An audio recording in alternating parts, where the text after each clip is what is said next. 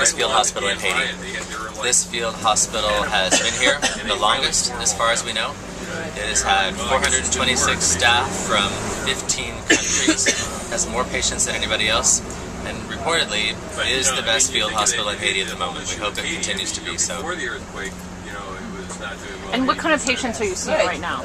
Mostly post-operative orthopedic patients, and patients who still have orthopedic injuries that haven't been resolved yet.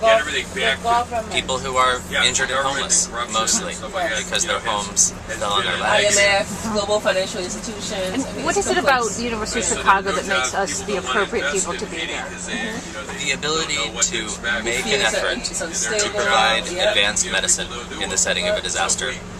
Many institutions are able to do public health and do it well, and some non-governmental organizations are able to do definitive medical care as well. Certainly the military can do that.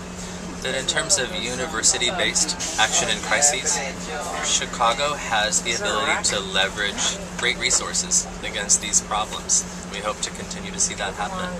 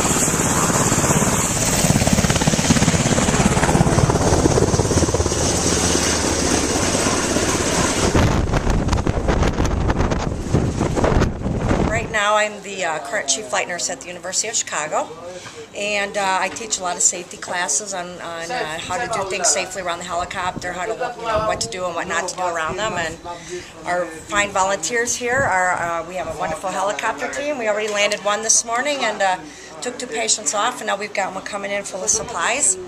And our helicopter team will offload those supplies and get them into the warehouse, I guess, huh? Yep. How is this different than the University of Chicago? Well, it's not all that different in certain situations. When we get called to a scene of an accident, out it might be a farm field as such as this. It can be uncontrolled. A lot of people will want to come run up to the helicopter and such. We're typically not taking patients off of a big Army helicopter. We're usually putting patients on the helicopter, so it's a little bit different in that respect. And you have people who aren't used to working on helicopters, so it's a little more, it could be potentially dangerous, but they listen very good, so. Had they ever done this before? Apparently not that I'm aware of, so today was the first time. So you had to give them a crash course. Yeah. But they did a fine job, so. Was it good? Yeah. Helicopter good? Stevenson, c'est quelqu'un de temps. Est-ce qu'il y a encore quelqu'un dans la tente qui gardait vos choses? 8.7. Oui, mais est-ce qu'il y a un autre membre de la famille avec vos choses? 8.7. Oui. He's got a wound. Where's his wound back? He's got a wound back. Wound back?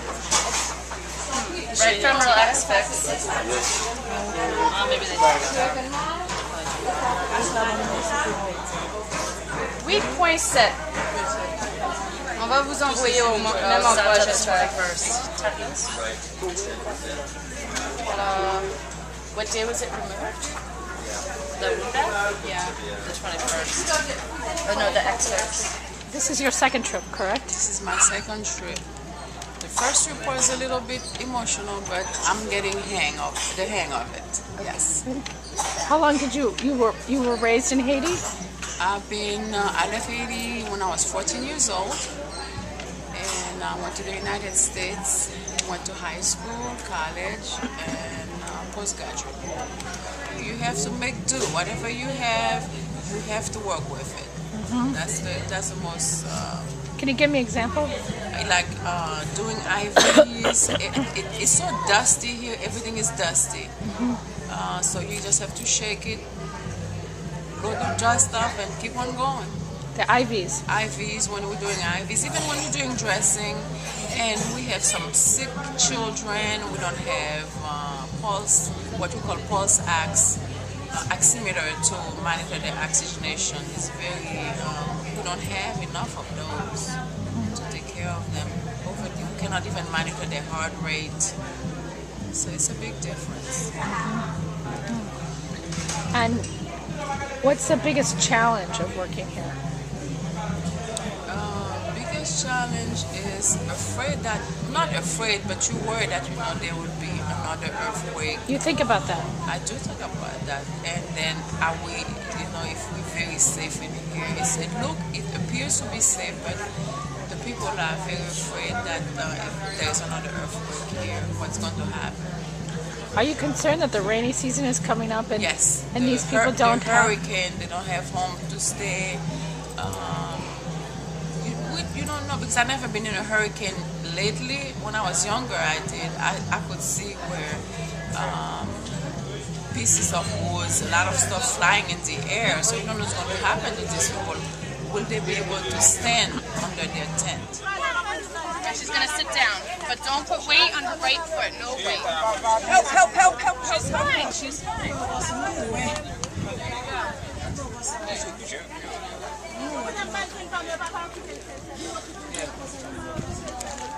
There you go. Your chart? Pass it. Mommy, can you give that to the doctor? Can you give that to the doctor? Keegan? My imbécile net.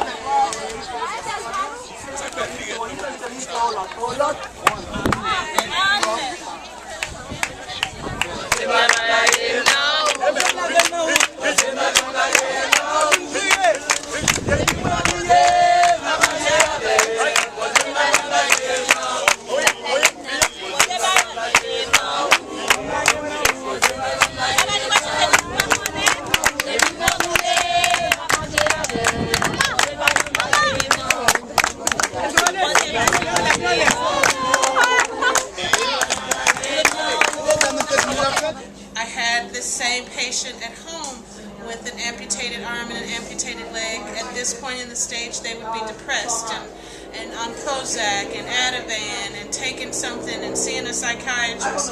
These people don't have a psychiatrist, and they're getting through this better than anyone I've ever seen get through anything.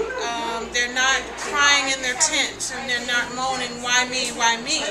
They're getting up, washing, feeding themselves, doing the next thing. They have no choice, but they're doing it. It's amazing. It's really amazing.